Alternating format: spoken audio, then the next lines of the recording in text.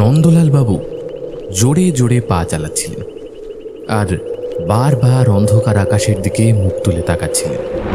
বাতাসের দাপটে গাছপালা যেন পাগলের মতো ছটফট করছে। চারপাশে ঘন গর্জন, মাঝে মাঝে ঝলকে উঠছে বিদ্যুতের আলো। পরিবেশটাই যেন অস্বাভাবিক ভীতিকর। হঠাৎ একটি কুকুর রাস্তা পেরোল। সঙ্গে সঙ্গে এক ধরনের আর্তনাদ ভেসে এলো বহু দূর গাছপালার দিক থেকে। নন্দলাল থমকে গেলেন। এই সময় কেউ কি বলে নিজেই নিজেকে থামিয়ে আবার হাঁটা শুরু করলেন। পায়ে হাঁটার গতি আরও কয়েকগুণ বাড়িয়ে বিড়বিড় করে আবার বললেন নন্দলাল বাবু, বাবা, এই বৃষ্টি নামলো বোধ হয়। বিড়বিড় করলেন তিনি। ছাতা আনিনি, আবার সকালে অফিস আছে। অতুলকে কত করে বললাম তাড়াতাড়ি ছেড়ে দে, তাড়াতাড়ি ছেড়ে দে, বাড়ি ফিরে যাব, কিন্তু সে আমায় ছাড়তেই চাইল না। অবশ্য ছাড়বেই বা কি করে, সে ছোটবেলার বন্ধু, তারই একমাত্র মেয়ের আজ বিয়ে ছিল। আমার তো উচিত ছিল কয়েকটা দিন সময় নিয়ে তার মেয়ের বিয়ে দিয়ে তবেই আসা, কিন্তু এমনই কপাল, অফিসের সকলেই এখন ঘুরতে গেছে, তাই সমস্ত চাপ এখন আমার ঘাড়ি এসে পড়ল। তাছাড়া বছরের শুরুতে বেশ কয়েকটা ছুটি নিয়ে ফেলেছি, তাই নতুন করে ছুটি পাওয়ার কথা চিন্তাতেও আসে না। সব মিলিয়ে মিশিয়ে বিকেলে গিয়ে সন্ধ্যায় ফিরতে হলো। তবে বিয়েবাড়িতে নানান কাজের মধ্যে সন্ধে বললে কি আর সেটা সন্ধে হয়? সেটা গড়াতে গড়াতে বাজলো রাত 9টা, কিন্তু এখন শেষ বাসটা পেলে হয়। অতুল তো বলছিল সেটা আসবে রাত 10:15-তে, সেটা নীলগঞ্জ নামতে নামতে প্রায় রাত 12টা। অতএব বাড়ি ফেরা রাত 1টার আগে তো কোনোভাবেই হবে না। কিন্তু আকাশের যা অবস্থা, এখন যদি ঝেঁপে বৃষ্টি নামে, আমার তো অবস্থা খারাপ হয়ে যাবে একেবারে।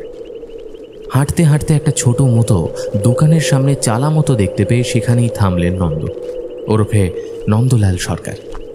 বয়স 45-এর কোঠায়, পরনে হালকা খয়েরি রঙের হাফ শার্ট, নিচে ধপধপে সাদা রঙের ধুতি, চোখে মোটা ফ্রেমের চশমা, এক হাতে ধর একটা পুরনো মলিন ব্যাগ। নিবাস হরিপুর, দুধুয়া গ্রাম পঞ্চায়েত। বাসে প্রায় ঘন্টা 3-এর রাস্তা এখান থেকে। দোকানটাকে দূর থেকে দেখে ভাঙাচোরা বলেই মনে হয়েছিল। সামনে গিয়ে নন্দবাবু বুঝলেন দোকানটাকে দূর থেকে দেখে যতটা ভাঙাচোরা মনে হয়েছিল, সামনে দিয়ে সেটা যেন আরো ভয়ঙ্কর হয়ে উঠল। চালের টালিগুলো বেশিরভাগই ভাঙা, কাঠের বেড়া থেকে ছাল উঠে গেছে। চারপাশে জমে থাকা জল আর কাদায় দোকানের পেছনটা কেমন অদৃশ্য হয়ে গেছে। ঘরের এমন অবস্থা দেখে নিজের মনেই বিড়বিড় করে ওঠেন নন্দ। ও বাবা, এই ঘরের যা দশা, ভয় করছে কখন উপরের ভাঙা চাল গায়ের মধ্যে এসে না পড়ে। যা ঝড়ঝাপটা মারছে জোরে জোরে, সব কিছুই তো ভাঙাচোরা। মনে হয় বহু জন্ম কেউ এর ধারে কাছেও আসেনি। তার কথার যেন জবাব দেয় প্রকৃতি নিজেই। হঠাৎ একটা প্রচণ্ড হাওয়ার দাপটে ঘরের চালের ওপর থেকে একগাছা কাঠ ঝনঝন শব্দ করে খুলে পড়ে যায় আর ধপাস করে নিচে পড়ে। সেই শব্দের সঙ্গে যেন আকাশ ফেটে নামে মুষলধারায় বৃষ্টি। এমন বৃষ্টি যেন আকাশের সমস্ত জল একসাথে নেমে আসছে। চারিদিক সাদা ধোঁয়াটে হয়ে নন্দবাবুর চশমা ঝাপসা হয়ে গেছে নিমেষে। চোখের সামনে 1 হাত দূরত্ব অবধিও যেন কিছুই দেখা যায় না। ওই যা ভয় পেয়েছিলাম তাই হলো। তিনি আকাশের দিকে একবার তাকিয়ে একবার ঘড়ির দিকে তাকালেন। রাত প্রায় 10টা বাজে। চারপাশ জনমানব শূন্য। রাস্তার ধারে জ্যোৎস্নার বদলে এখন শুধুই জল আর হাওয়ার গর্জন। এখন এই বৃষ্টি না কমা পর্যন্ত কোনোভাবেই বাস স্টপেজ অবধি পৌঁছানো যাবে না। ঘড়িতে প্রায় 10টার কাছাকাছি হয়ে গেল। কি যে লেখা আছে আজকে কপালে কে জানে। দাদা, 1 কাপ গরম চা খাবেন নাকি? কে কে? আচমকা প্রচণ্ড গম্ভীর একটা কণ্ঠস্বর শুনে একটু চমকে গিয়ে পেছনে তাকালেন নন্দলাল বাবু। বাইরে মাঝে মাঝে বিদ্যুতের আলো চমকাচ্ছে। তারই সাদা আলোতে দেখা গেল একজন লোক দাঁড়িয়ে আছে তার সামনে। তবে তার মুখ চেহারা কিছুই ভালো করে বোঝা যাচ্ছে না, কেবল সেটা যে মানুষের অবয়ব এইটুকু বুঝতে পারলেন তিনি। কিন্তু গলাটা কেমন যেন অদ্ভুত রকমের না লোকটার, এত গম্ভীর। তবুও মনে মনে তিনি ভাবলেন, তবে যাই হোক, এই দুর্যোগের রাতে অন্তত কথা বলার জন্য তো একটা সঙ্গী পাওয়া গেল। হ্যাঁ, সে একটু চা পেলে তো ভালোই হয়, কিন্তু এই দুর্যোগের রাতে কে চা করে দেবে বলুন তো? এই মাথা গোঁজার যে ঠাঁইটা পেয়েছি এটাই ভাগ্যি। লোকটা এবার যেন সামান্য হাসল, তারপর সেই ফ্যাঁস ফ্যাঁসে গলায় বলল, যে দোকানটায় আপনি দাঁড়িয়ে রয়েছেন এটার একটা লম্বা ইতিহাস আছে বাবু। এটা এককালে মস্ত একটা চায়ের দোকান ছিল। জানেন তো, এই দোকানটা ছিল হাটের প্রাণ। প্রত্যেক বৃহস্পতি আর রবিবার করে হাট বসতো এখানে। লোকজনের আনাগোনা লেগেই থাকতো। তার উপর কাছেই গঙ্গার ঘাট। এই দোকানেই সমস্ত মাঝি মল্লা বড় বড় ব্যবসায়ী সবাই এসে চা খেত। বাজার দরে বড় নাম ছিল কিনা, একবার এক গোরা সাহেব এসে চা খেয়েছিলেন।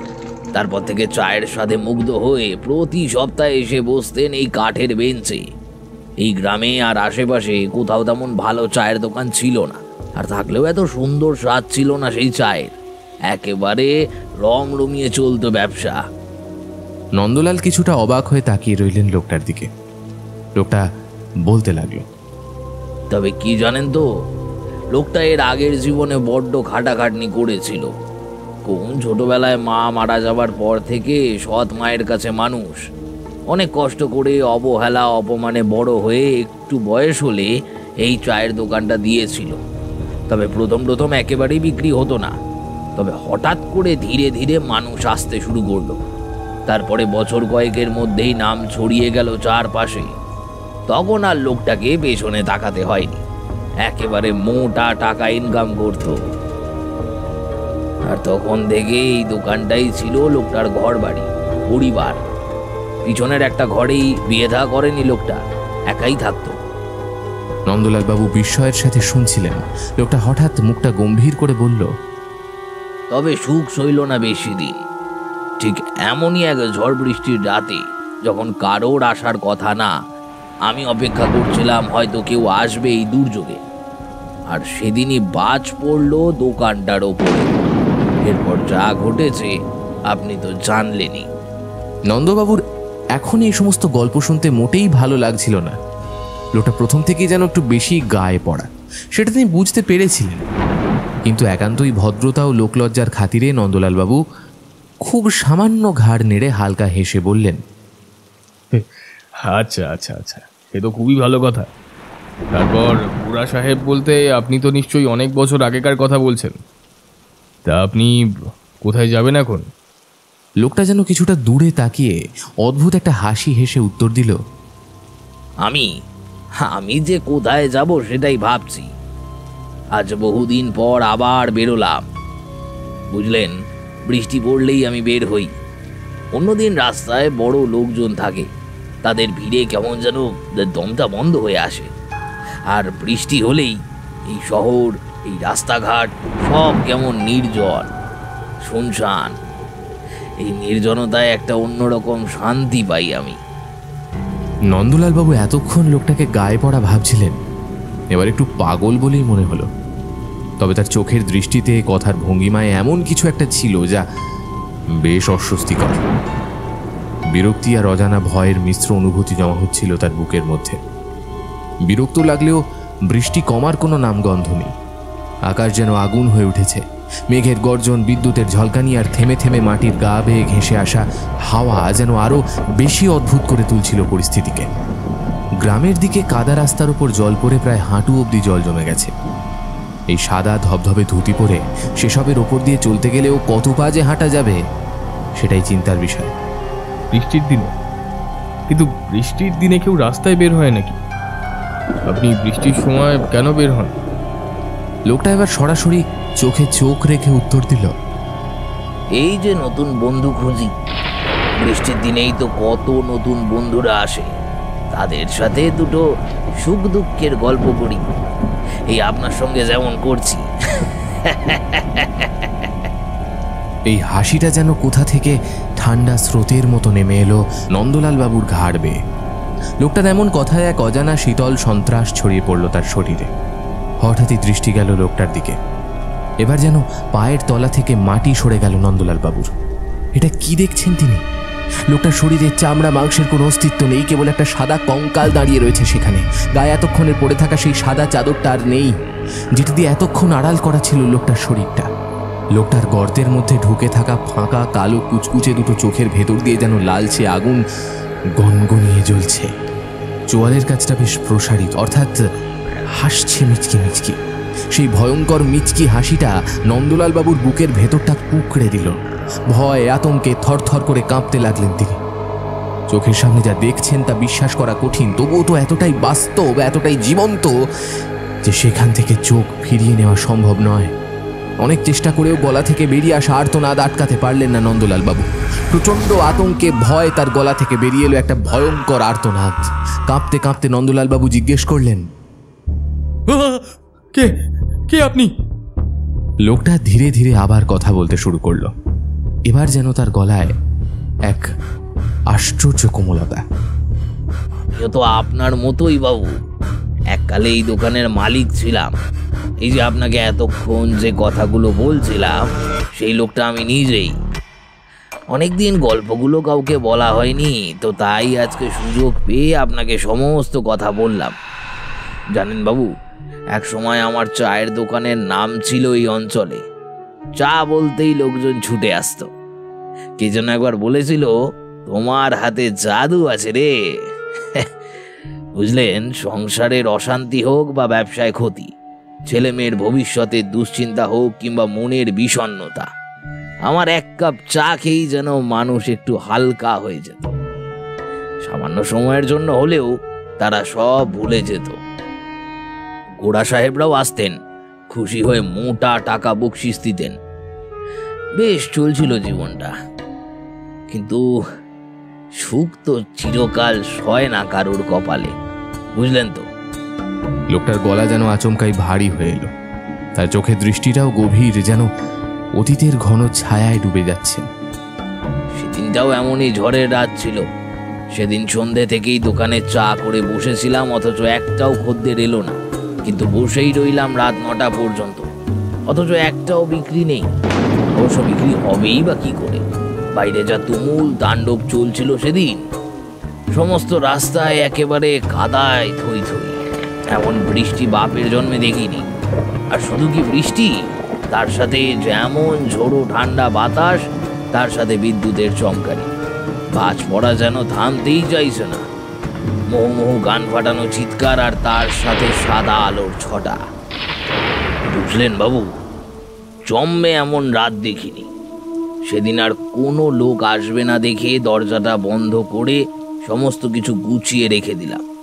এই রাস্তাটা ভালো করে দেখেছেন তো, চারপাশে কেমন গাছগাছালি ভরা। আশেপাশে তেমন খুব একটা বাড়িঘর নেই। কাজেই আমার সেদিন সাহায্যের জন্য আমি কাউকেই পাইনি।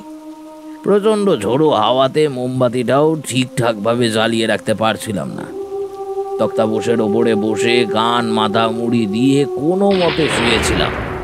আর ঠিক তখনই একটা বিকট শব্দ। কানে তালা লেগে গেছিল বাবু। চোখের সামনে দেখি একটা আগুনের গোলা ছুটে আসছে। তারপরে প্রচণ্ড যন্ত্রণা, আর চোখের সামনে ঘনিয়ে এলো কালো অন্ধকার। ব্যাস, আর কিছু মনে নেই। পরের দিন গ্রামের লোকজন এসে গ্রামের শ্মশানে আমাকে নিয়ে পুড়িয়ে দিল। অবশ্য আমি আতপোড়া অবস্থাতেই ছিলাম। তারপর থেকে তো এই ভাঙাচোরা ঘরেই থাকি। তবে বৃষ্টি বাদলা আসলে, প্রচণ্ড ঝড় জল দুর্যোগের রাত আসলে বাইরে বের হয়ে নতুন বন্ধু খুঁজি। যেমন আজ একেবারে আমার ঘরের সামনে আপনাকে খুঁজে পেলাম। একবার ওই কাঠের স্তূপটায় টর্চের আলো ফেলুন তো বাবু, দেখে বলুন তো কিছু চেনা লাগছে কিনা। নন্দলাল বাবুর নিজেকে প্রচণ্ড হালকা বলে মনে হচ্ছিল। এতদিনের হাঁটুর ব্যথাটাও যেন একেবারে কমে গেছে। লোকটার কথাগুলো শুনতে শুনতে প্রতি মুহূর্তেই যেন একটু একটু করে অবাক হয়ে যাচ্ছিলেন তিনি।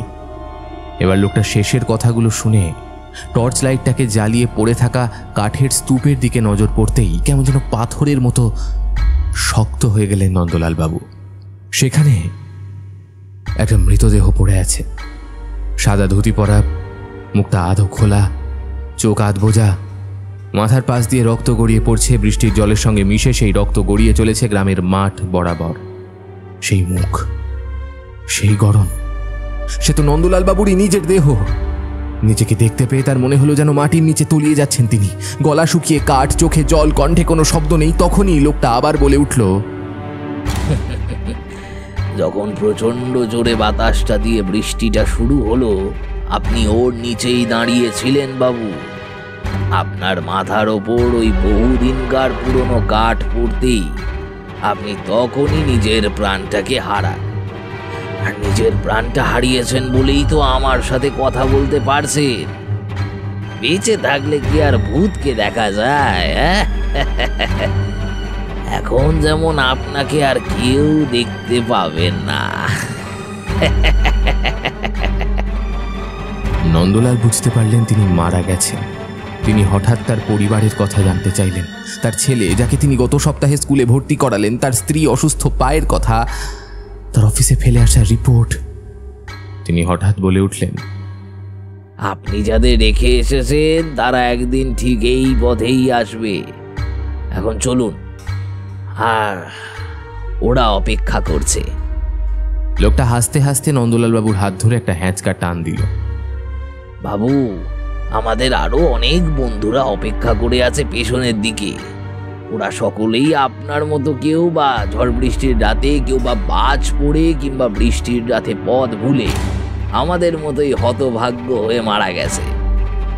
আসেন ওদিকে। নিজের মরে যাওয়া শরীরটার দিকে বেশিক্ষণ তাকিয়ে থাকতে নেই, মায়া হয়। পিছনের দিকে অন্ধকারের মধ্যে আরো কয়েকটা ছায়ামূর্তি দেখা গেল। কেউ একজন প্রৌঢ় মতো লোক বলল, নতুন এসেছে বুঝি?